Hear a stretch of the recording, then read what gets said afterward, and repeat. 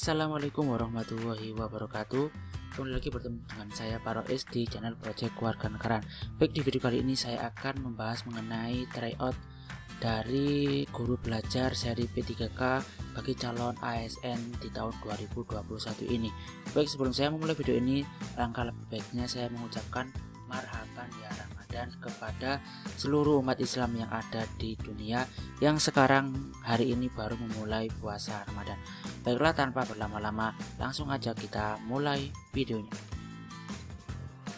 Let's go, kita mulai.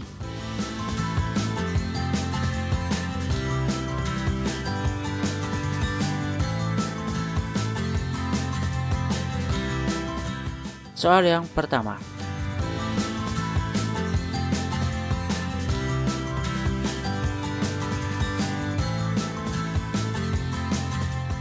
Pembelajaran yang dikembangkan dengan penataan kondisi secara ketat, reinforcement, dan hukuman, ini semua merupakan unsur-unsur yang sangat penting. Teori ini hingga sekarang masih mendominasi praktek pembelajaran di Indonesia.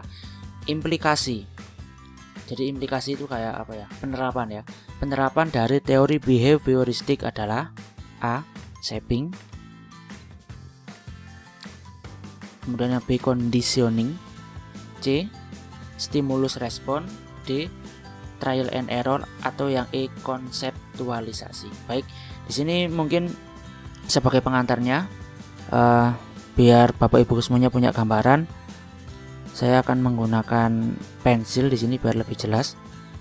Ya, bahwasanya teori belajar behavioristik adalah teori belajar yang menekankan adanya perubahan sikap dan perilaku pada peserta didik. Nah, peserta didik itu dianggap belajar kalau dia sudah mempunyai perubahan perilaku. Nah, itu sebagai gambaran ya. Nah, setelah mengkaji tentang teori behavioristik seperti hubungan stimulus respon, kemudian individu atau peserta didik pasif, perilaku sebagai hasil belajar yang tampak, pembentukan perilaku atau shaping, merupakan unsur-unsur yang sangat penting. Teori ini hingga sekarang masih mendominasi praktik pembelajaran di Indonesia. Hal ini tampak dengan jelas pada penyelenggaraan pembelajaran di tingkat paling dini, kelompok bermain, taman kanak-kanak, sekolah dasar, sekolah menengah atas, bahkan sampai perguruan tinggi. Pembentukan perilaku dengan cara pembiasaan diri atau di-drill disertai dengan hukuman atau reinforcement masih sering dilakukan. Jadi teori ini masih sangat sering sekali digunakan di semua jenjang pendidikan. Nah, yang menjadi pertanyaan adalah penerapan dari teori tersebut adalah melalui apa ya? Jadi di sini sudah kelihatan jelas sekali bahwasanya penerapannya melalui shaping atau pembentukan perilaku. Ya, pembentukan perilaku.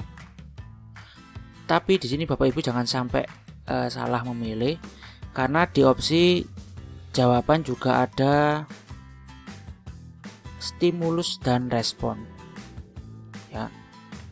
Nah, stimulus dan respon itu adalah bagian yang nggak bisa terpisahkan dari teori ini. Jadi stimulus adalah sesuatu yang diberikan oleh seorang gurunya, dan respon adalah sesuatu yang diperlihatkan oleh peserta didiknya. Tapi di sini yang ditanyakan adalah bagaimana penerapan dari teori behavioristik ini ya. Jadi penerapannya adalah melalui pembentukan perilaku. Begitu ya. Saya kira udah jelas sekali.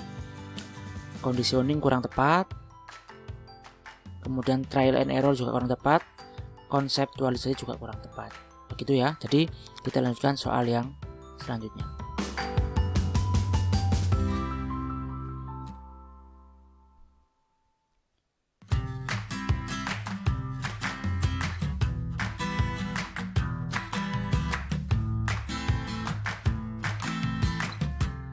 Bu Suci sedang melakukan aktivitas masalah kesulitan belajar beberapa peserta didik yang menjadi bimbingannya. Untuk mengidentifikasi karakteristik atau ruang lingkup materi yang mengalami kesulitan belajar, maka yang harus dilakukan oleh Bu Suci yang paling tepat adalah, jadi ceritanya Bu Suci ini sebuah problem atau mempunyai sebuah masalah, peserta didiknya mengalami kesulitan untuk belajar ya. Nah, Bu Suci ingin tahu kira-kira dari mana kesulitan tersebut.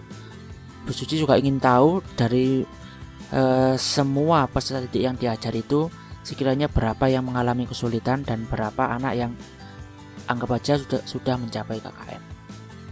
Nah, apa yang harus dilakukan oleh Bu Suci? A. Menganalisis lembar jawaban dengan ulangan peserta didik. B. Membandingkan prestasi belajar dengan rata-rata. C. Mengikuti arahan dari pendidikan dan pembelajaran. Mengikuti arahan ahli pendidikan dan pembelajaran. D. Membandingkan peserta didik dengan kriteria. Atau yang E. Mengidentifikasi faktor penyebab kesulitan belajar. Nah, ini jawaban menurut saya yang tepat adalah membandingkan prestasi belajar dengan rata-rata, atau jadi dari semua peserta didiknya di ranking terlebih dahulu. Anggap aja KKM-nya adalah 75 misalkan. Maka diidentifikasi anak-anak yang nilainya kurang dari 75. Itu termasuk dalam kategori atau karakteristik siswa yang mengalami kesulitan belajar. Ini pembahasannya. Menandai dan menemukan peserta didik yang mengalami kesulitan belajar. Untuk mengetahui mengalami kesulitan belajar dilakukan dengan cara membandingkan nilai peserta didik dengan kriteria yang telah ditetapkan sebagai batas lulus atau KKM rata-rata kelas ya. Jadi dari semua penilaiannya di ranking terlebih dahulu. Anggap aja KKM-nya adalah 75. Kemudian anggap aja yang mendapat nilai di bawah 75 dianggap peserta didik yang mengalami kesulitan. Peserta didik yang prestasi belajarnya di bawah KKM diduga memiliki kesulitan belajar. Apabila mayoritas dari peserta didik nilainya berada di bawah KKM 75 tadi, maka termasuk kasus kelompok.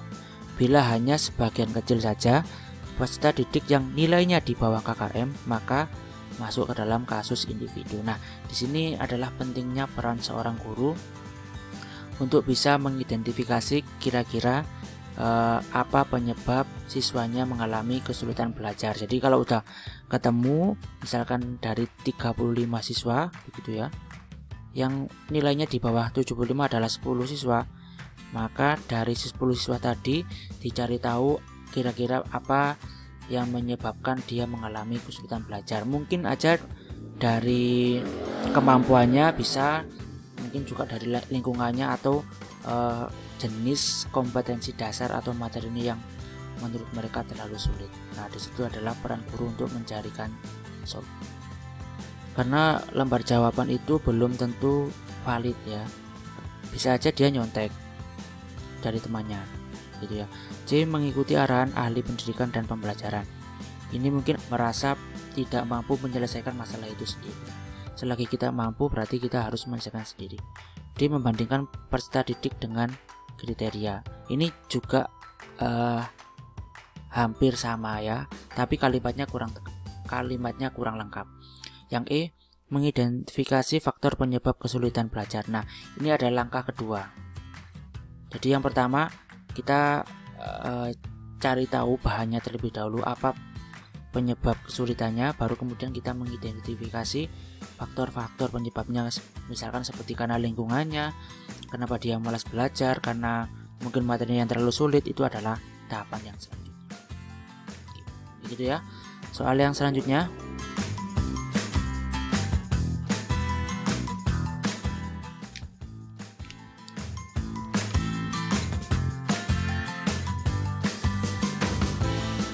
pada suatu proses pembelajaran di taman kanak-kanak, peserta didik akan dikembangkan aspek motorik kasarnya. Untuk hal ini, guru dapat menugaskan peserta didiknya untuk melakukan kegiatan ini, pengembangan aspek motorik kasar ya. Jadi nanti ada motorik kasar dan ada motorik halus. A. Mewarnai bola. B. Menendang bola. C. Menjiplak huruf. D. Memasang puzzle. Atau yang E. Meronce, membuat kalung.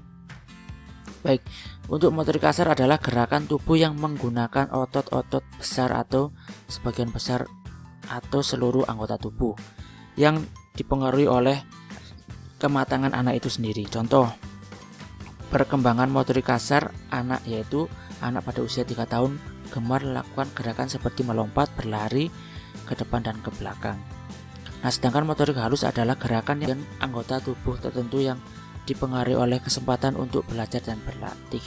Perkembangan motorik halus anak usia 3 tahun misalnya bermain puzzle sederhana, tapi kadang tidak disangka dapat membangun menara tinggi dengan menggunakan balok. Jadi intinya kalau dia motorik kasar itu berarti menggerakkan sebagian besar anggota tubuhnya atau menggunakan otot-otot besar.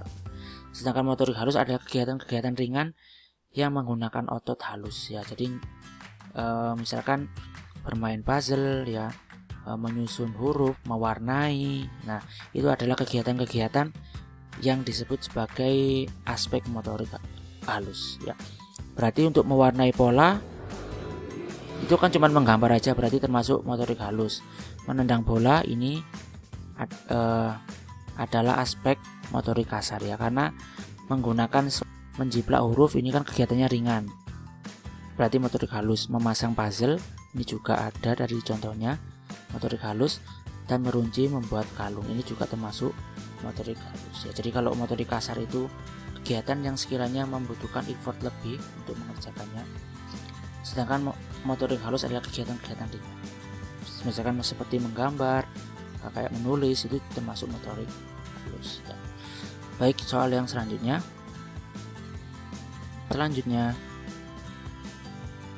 perhatikan pernyataan berikut ini. 1. Pengetahuan tentang bagaimana melakukan sesuatu. 2. Kemampuan untuk menilai kesukaran suatu masalah. 3. Kemampuan untuk mengamati tingkah pemahaman dirinya. 4.